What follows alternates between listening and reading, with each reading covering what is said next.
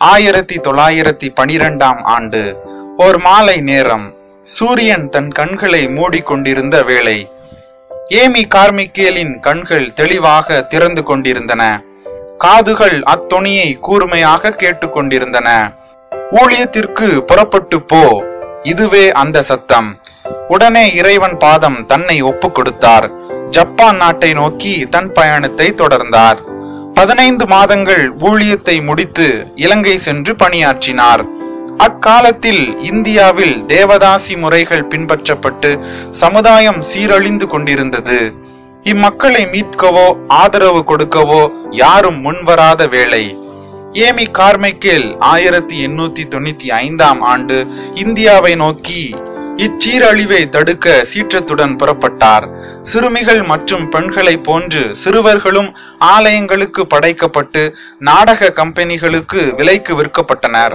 இத்தகைய ஒழுக்கமற்ற வாழ்வை தடுக்க 1926ஆம் ஆண்டு டோனாவூர் ஐக்கியத்தை நிறுவினார் ஏமி கார்மைக்கேல். திக்கற்றவர்கள், விதவைகள், துன்பப்படுவோர், ஒழுக்கங்கெட்டவர்கள், ஆதரவற்றோர் போன்றவர்களுக்கு புகலிடம் தந்து அவர்களுக்கு கிறிஸ்துவின் அன்பை செயல் வடிவத்தில் காட்டினார். இந்த அமைப்பை நட்சத்திர கூட்டம் என்றும் அழைத்தனர். இன்றும் டோனாவூர் ஐக்கியம் 1000க்கும் மேற்பட்டோருக்கு வாழ்வளித்து வருகின்றது. சம்புலிங்கம் என்ற மாபெரும் கொள்ளையனும் இவரால் மனம் திரும்பினான் என்பதும் குறிப்பிடத்தக்கது.